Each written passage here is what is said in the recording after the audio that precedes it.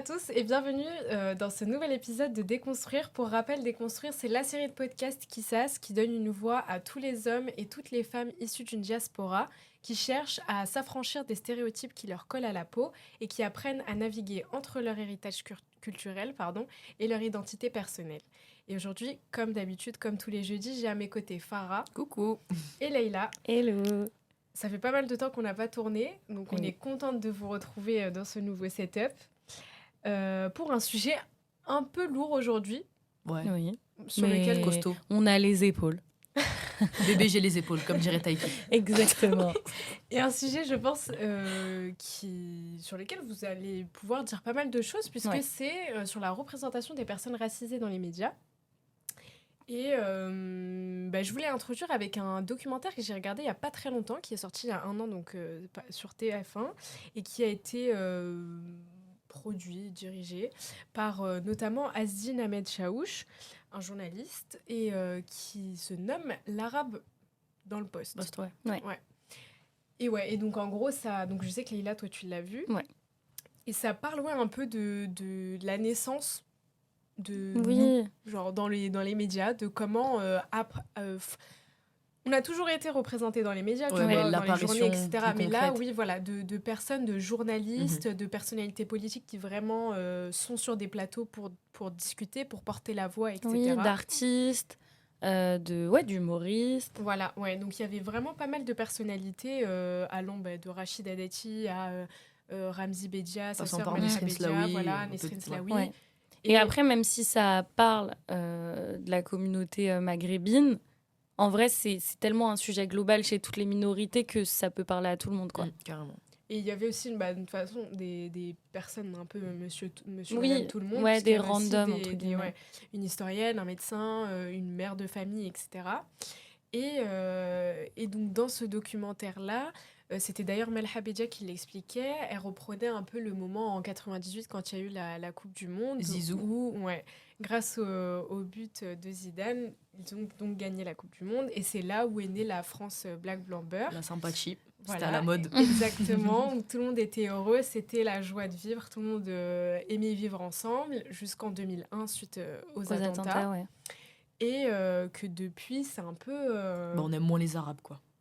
On n'est plus à la mode. C'est moins fashion. Il y a des hauts et des bas. Genre la Coupe du Monde, ça rassemble. Si la France va un peu loin.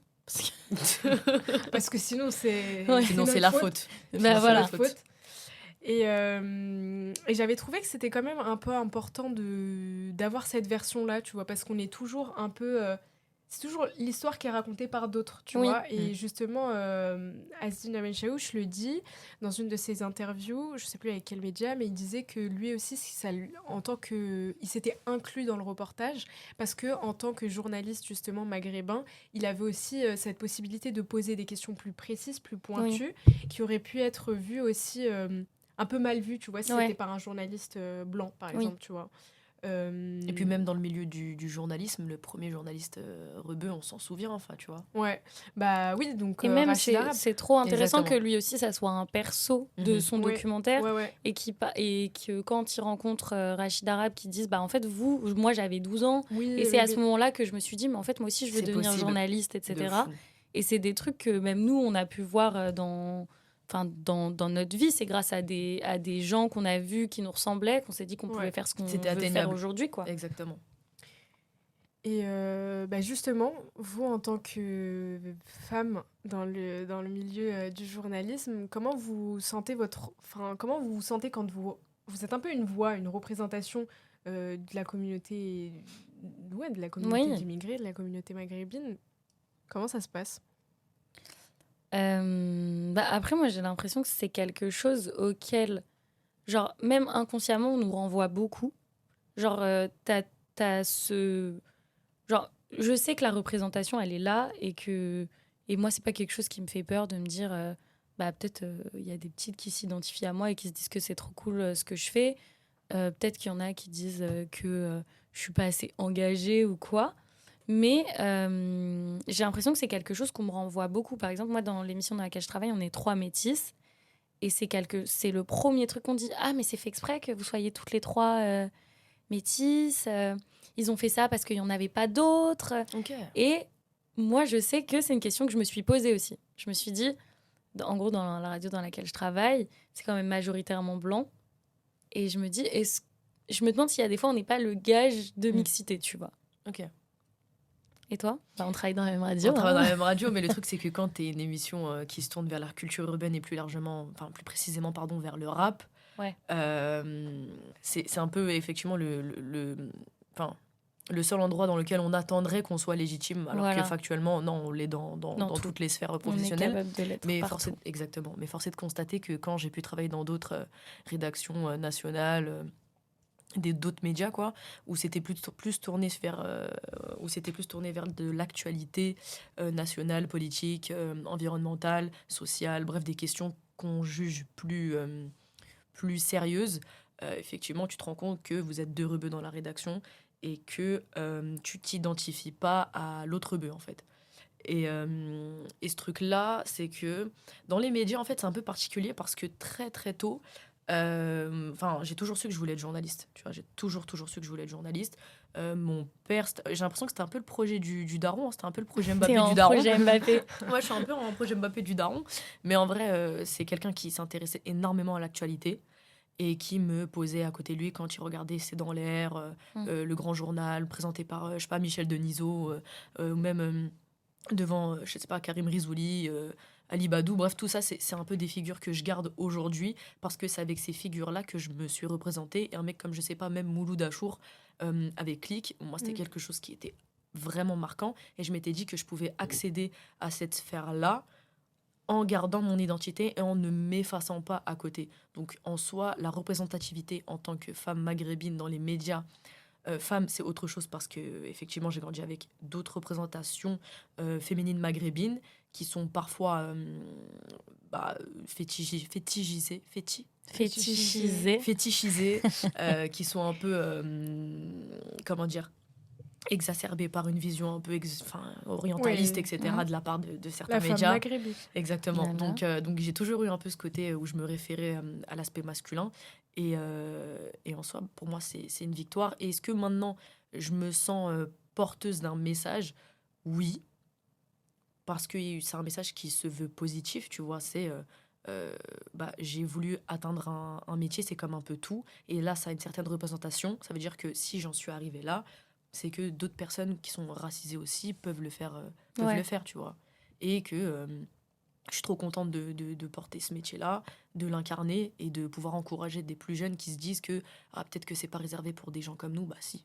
Ouais, c'est marrant parce que moi, par contre, j'ai toujours voulu être journaliste. Aussi, c'est un truc que je dis depuis toute petite. Mais j'ai jamais eu de représentation. J'ai jamais eu... je me suis jamais dit, je vais être elle. En tout cas, pas en France. J'avais ce truc, après, il y avait ce truc de Oprah, moi, quand j'étais petite, en me disant, peut-être que moi aussi, j'aurai un talk show de fou, numéro 1 de quelque chose. Et tous les 20h. Ouais, ou peut-être, on sait pas. Hein. Ou même le truc d'être une productrice super puissante et tout. Et moi, j'ai été dans une matrice où je me disais, en fait... Il n'y a pas de journaliste comme moi, mais moi j'ai envie d'être journaliste, mais j'ai envie d'être Olivia Pope dans Scandale, et puis j'ai envie de diriger plein de trucs et tout. C'est un mélange de tout, et, en fait. Et du coup, je trouve que vu qu'il n'y avait pas de représentation, je suis allée les chercher ailleurs. Et c'est un peu ça qui a fait la journaliste que je suis aujourd'hui. Mais sinon, voilà. Dieu merci. Et Dieu merci. Franchement, merci.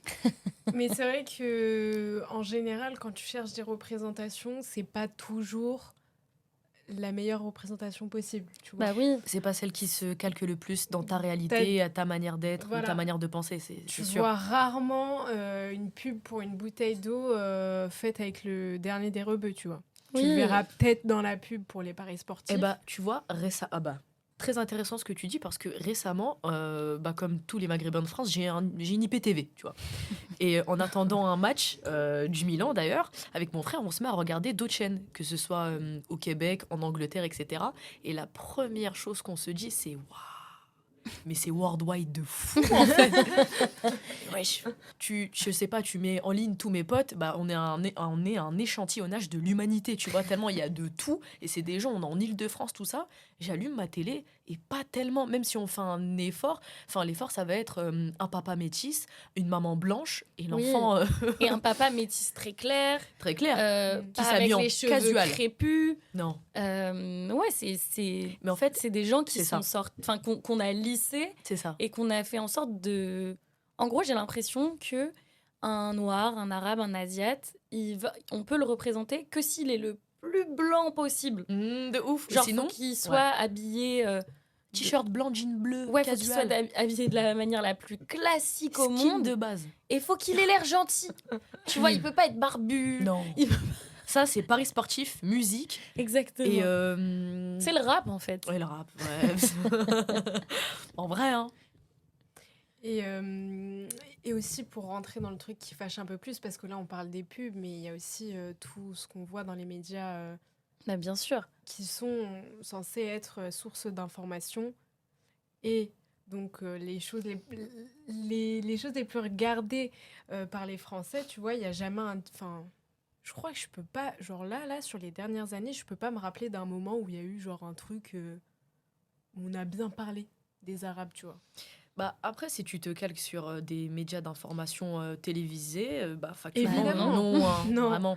Évidemment, mais quand tu penses au fait que c'est quand même une des principales sources d'information de Ah, mais foyer, bien tu sûr. vois. Mais tu vois, la dangerosité avec ça, c'est que je veux pas rentrer dans le complotisme, etc., parce que ce serait dans la désinformation, mais quelque part, on le sait tous factuellement, le journalisme, ça n'est pas objectif. Genre, on est humain, t'es Oui, bien forcément sûr. guidé par une Oui, certaine t'es forcément- subjectivité bien sûr. qui te permet de, je sais pas, placer un élu de gauche à une heure de toute petite écoute très tôt le matin où peu de personnes peuvent écouter et mettre une personne extrêmement dangereuse qui a des propos qui sont condamnables par la loi parce qu'on le rappelle, le racisme c'est pas une conviction politique, c'est un crime, à 20h ou à 19h, tu vois. Oui, non, mais Et c'est c'est comme toutes ces choses-là qui en fait dégoûtent. Tu vois. le média, là, le Crayon, Mm. qui invite des gens de droite et d'extrême droite super qualifiés sur un sujet. Donc, on va inviter un avocat, Mhm. quelqu'un qui sait argumenter, qui sait manier les mots. On va inviter un élu, je sais pas, face à un random qui est juste engagé dans une asso. Et je dis pas que la personne est moins intelligente, Du tout, c'est juste mais que c'est c'est juste pas les qu'elle a mêmes moins éléments de les langage. armes, tu vois. Exactement. Et du coup, bah, bien évidemment, qu'un public qui sait pas trop où se positionner, qui sait même pas forcément un public influençable, mais juste un public bah ouais, qui est sensible aux mots ou qui a pas trop d'opinion, il va aller vers ce qui lui semble le plus clair, vers la personne qui garde le plus son calme, qui saura expliquer clairement les choses. Et ça, c'est aussi un parti pris Ouais. des médias. Et c'est un truc qu'on voit beaucoup à la télé. Quand on met un élu de gauche entouré de 6 élus mais de droite et d'extrême droite qui lui droite, coupe la parole, qui peut pas terminer une phrase. C'est invivable. Bah, en fait, ouais, d'accord, le temps de parole, il est respecté.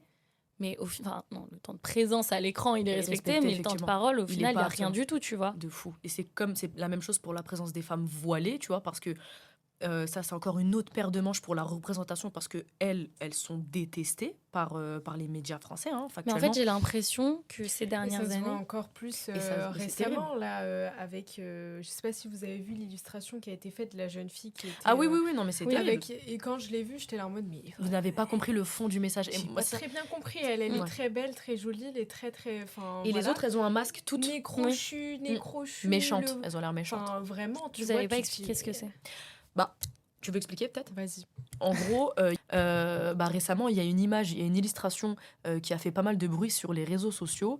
Et en fait, on voit bah, la femme iranienne qui s'est promenée dans la rue en sous-vêtements autour d'une armée de femmes en voile noir avec des masques sans visage humain, en fait, juste des attributs qui se veulent méchants, représentation de tous les archétypes qu'on a sur l'islam.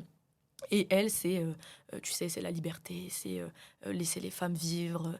En fait, encore une fois, certaines féministes, c'est le white féminisme, encore une fois, bah, eux se servent des femmes iraniennes pour en fait justement pousser et taper sur les femmes voilées, alors que factuellement le message c'est que vous vouliez vous voiler ou pas vous voiler, c'est votre choix. Il faut laisser les Oui. femmes choisir. Ça n'est pas à un État, un homme, une autorité, etc. d'exercer un pouvoir pareil sur une femme. C'est juste ça le message. Et malheureusement, c'est utilisé dans les médias par...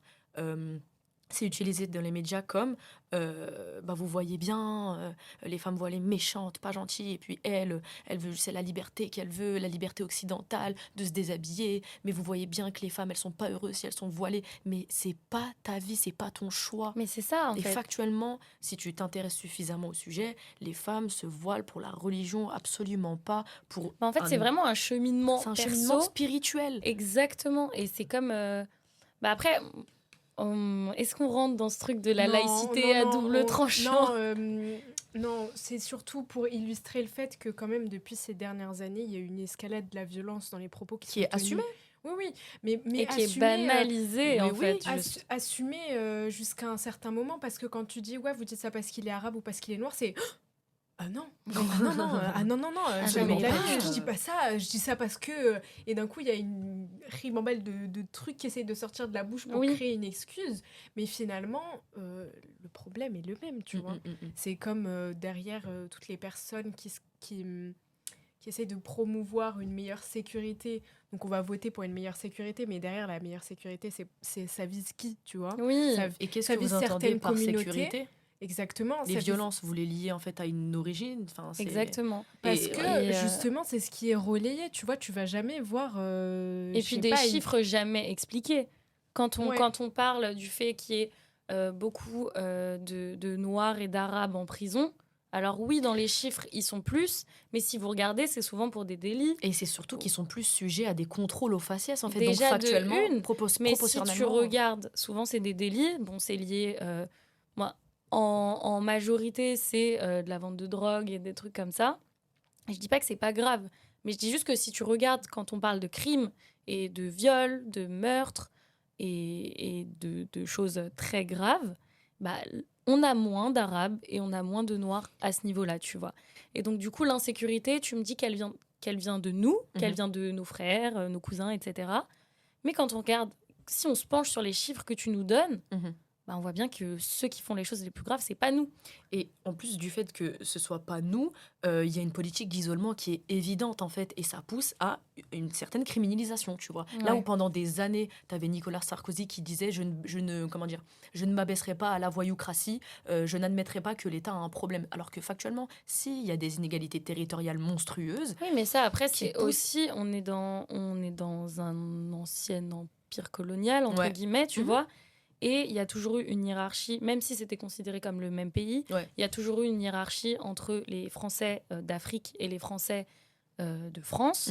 Et quand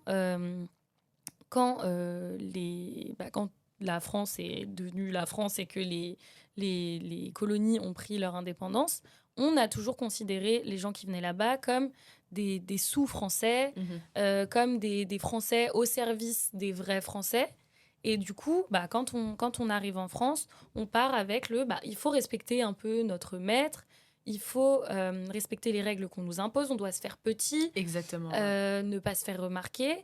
Et du coup, ça fait que c'est une image qui est véhiculée depuis des années. Enfin, je pense que c'est profondément même ancré dans nos institutions, dans la manière dont on nous représente à la télé.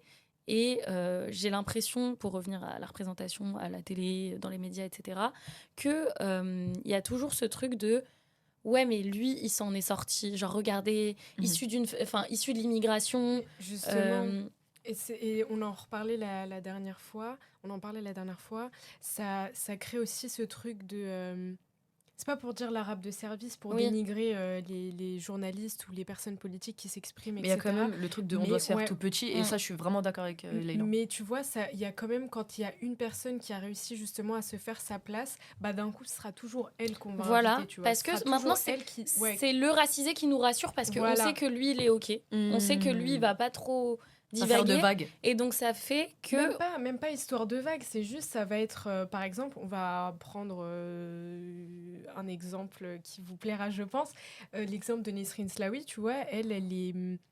les avis sur elle, ils vont être mitigés, tu vois. Ouais. Justement, les personnes qu'elle va représenter, ils vont se sentir représentés et trouver qu'elle fournit un travail de qualité, tu vois. Mais par contre, quand on l'invite pour lui taper dessus, tu vois. Oui, Et mais même si tu l'invites pas en te disant, ouais, je vais réussir à la gérer, parce qu'elle répond. oui. Factuellement, elle répond et elle s'en Mais sort je bien, pense tu vois. que Mais c'est qu'ils se toujours elle disent- qui représente. voilà. Et à contrario, face à quelqu'un qui va répondre, sinon on va avoir une représentation sur laquelle on va pas se retrouver du tout. Je pense par exemple à Rachida Dati, tu vois. Ouais. Justement, elle était comme Dans le on a reportage, parlé, ouais. on a parlé du reportage. Moi, quand j'ai fait mes notes sur ce reportage-là, j'ai écrit Rachida Dati pour moins d'interrogations, Oui. tu vois. Est-ce que vraiment elle est... Bah, en J'ai fait, pas envie de dire pour légitime moi, à dire ce qui- à répondre à l'arabe dans le poste, tu vois, mais ce est-ce qui que vraiment... m'énerve, c'est que du coup, vu que on s'est habitué à l'arabe qu'on prend, le renois qu'on invite à chaque fois, etc. En fait, est-ce que au final, il représente qu'une seule parole de plein de gens, tu vois, quand tu vois que pour un blanc, on peut avoir deux points de vue divergents, bah pourquoi pour les Arabes, t'en invites pas deux? Pourquoi pour les Renois, t'en invites pas deux aussi? Et pourquoi tu mélanges pas? Pourquoi sur un plateau, il faut un noir, pas un noir, un arabe, un asiate? Et lui s'occupe d'être le pourcentage ou le porte-parole de toute une communauté. Mais Alors de qu'il y a- toutes les minorités, tu Bah, vois, sauf j'ai que l'impression. C'est pas possible. Et c'est comme quand on invite Rokhaya Diallo, Mhm. qui, elle, pour moi, elle se fait encore plus taper dessus que Nesrine Slaoui. Oui, Et certainement. et même, cette meuf-là, elle fait des conférences à Harvard, elle écrit travail, il est pour des médias monstrueux, internationaux qui sont... incroyable. Non, mais Elle a un prestige de fou. tu vois, Intellectuel. c'est des choses qu'on leur accorde pas non plus. tu Voilà, vois, et qui est minimisée quand elle est, Ici. Ouais, quand elle est ouais. invitée sur un plateau en France. Exemple un peu plus lointain, mais on a Aya Nakamura. J'ai l'impression qu'on a mis 1000 ans à lui donner le crédit qu'elle mérite. Mais toujours pas, hein, elle est toujours... Oui, dite non, mais comme, dans le sens les où gars, avant, on niait les chiffres. Elle chante pas Avant, on français, niait elle les sait chiffres. Elle parle pas danser. français, exactement. Voilà.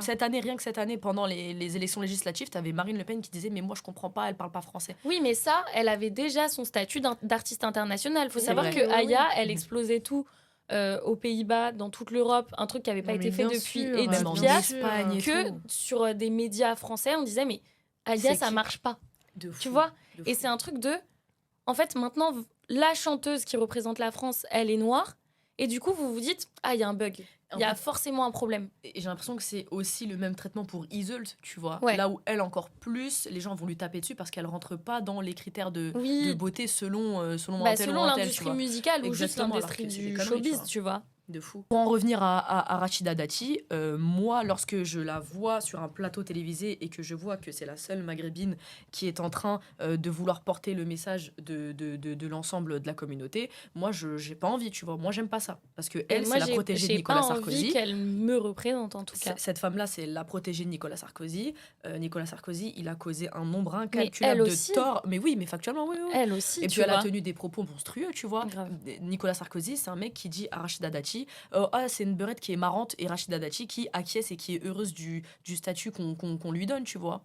Et encore une fois, ce truc-là, c'est que elle a soutenu des politiques, elle fait partie d'un parti qui Et contre nous. est contre nous, a favorisé la présence de la police dans les quartiers, mais de manière hyper malsaine. Et en plus, ça me fait penser à une phrase de Medine qui dit on n'innocente pas le petit Ahmed avec un not in my name. Et j'ai l'impression que Rachida Dati, elle est beaucoup dans celle-là, tu vois. Tu peux expliquer la citation? La phase, en gros... Vraiment dit, moi-même, je suis là en mode... Non, mais dans le sens où on se valorise pas en dénigrant sa communauté. les nôtres, tu vois. Voilà. Ouais. On n'innocente pas, enfin, on essaye de barrer les clichés, ok, mais pas en tirant sur sa Oui, communauté, bien en sûr, disant bien moi sûr, je suis moi, sortie je de ça. suis pas comme eux. Exactement. Et J'ai au réussi lieu à de sortir dire- ça. C'est des clichés, c'est des a priori sur toute une communauté parce que c'est de la peur et c'est un truc qu'on vous rabâche constamment à la télé. Parce qu'en fait, sortez juste dehors et vous allez croiser plein de gens. Vous allez croiser des gens qui sont pas comme vous et il y a personne qui va vous attaquer. Genre, faut arrêter de faire croire aux gens qui habitent hors de Paris que si tu vas en banlieue, tu peux te faire tirer dessus. Que si tu vas en banlieue avec un objet de valeur, on va te le voler, tu vois. Et bon là, même si on a un petit peu l'air de taper un peu sur toutes ces personnes-là, mais il y a quand même des gens aujourd'hui qui font le taf Ah, de fou. et qui prennent la parole, qui prennent une place aujourd'hui dans les médias, parce que oui, certes, là où il y a deux poids, deux mesures, c'est ce à quoi les Français ont le plus accès, c'est les médias français, mais à côté... tout ce qui va différer les autres plateformes, les podcasts, Instagram, TikTok, tout ça, toutes les sources finalement d'informations, il y a des gens qui font le taf, et je pense notamment par exemple à Ferris Barkat, de l'association Monde le Climat, De fou. qui, quand il va sur un plateau télé, est désolé, il les mange. De fou. Il les mange et il a terminé, il a le ventre plein et rentre chez lui. Ça, il est ni intimidé par des éléments de langage, par Oui. des, C'est ça. tu vois. Et Il a même, les conclusions et tout. Il tombe pas dans les pièges assez faciles qu'on tend aux militants en général, Mhm. tu vois. Et ouais, non, le mec, il s'est resté lucide face à ce qu'il dit. Et il n'y a aucun moyen de l'accuser d'aller au-delà de ses émotions, de pas C'est se ça. contrôler. Non, il est et tempéré. du coup, c'est trop admirable, tu vois. Et au-delà de Ferris Berkat, parce qu'il fait partie d'un grand écosystème Oui. qui se passe, qui gravite pas mal autour de nous en ce moment en Île-de-France et plus largement sur le territoire. Je pense à Genounaliste, tu vois, qui Oui, sort oui, le qui a bouquin sorti un livre. Je suis né à, Né à- et un jour je suis né Ouais. arabe, qui depuis de nombreuses années porte un message qui est hyper fédérateur, qui est hyper important, qui est dans la sensibilisation, mais sans être, tu sais, dans je vous apprends, je vous éduque, tu vois, pas Mm. du tout, tu vois, c'est quelque chose de très bienveillant. On a aussi Safia Fierce qui, à travers la personnalité qu'elle incarne, tu vois, va porter des messages hyper forts, comment dire, va redorer un peu, tu sais, l'image qu'on peut avoir. On a aussi Inès Sediki, tu vois, de Get Up, Oui, et plus oui. largement Get Up, tu vois, avec des personnes comme Rania Kidaki, avec le podcast Diaspora. Elle fait un travail monstrueux. Je sais qu'elle a une équipe avec elle qui est dingue, tu vois. Et même Bondy Blog, tu vois, enfin, Oui, c'est ça, c'est c'est ce que j'allais dire. trop de Il y monde, a- trop de monde qui est ambitieux, qui a envie de qui faire les prennent choses. leur Qui, place. c'est quoi. ça, Et puis surtout, on a tellement pas été représentés pendant des années. c'est ça. Là, on est jeune, on a toutes les plateformes possibles pour le faire et il n'y a plus besoin, pour qu'on t'entende, tu n'as plus besoin d'aller à la télé à une heure de Non, grande du tout. écoute. Il suffit juste d'un téléphone, il suffit juste d'un post C'est ça. sur les réseaux sociaux. Et des fois, ce qui est cool, c'est que ça force la main aux médias à nous Ouais, écouter, tu vois. Exactement. C'est quelque chose qui fait tellement de bruit qu'ils ne peuvent pas ignorer et qu'ils sont obligés d'inviter et ils sont obligés d'en parler. Ouais. De fou. Je l'avais cité tout à l'heure, mais je la recite maintenant. Il y a aussi, justement, dans ce truc de préparer les jeunes, tu vois, à prendre leur place et vraiment à savoir s'exprimer. Parce que c'est l'éloquence, c'est quand même, tu vois, un truc que tu vas devoir travailler. Oui. Il y en a qui l'ont, c'est inné, c'est fou.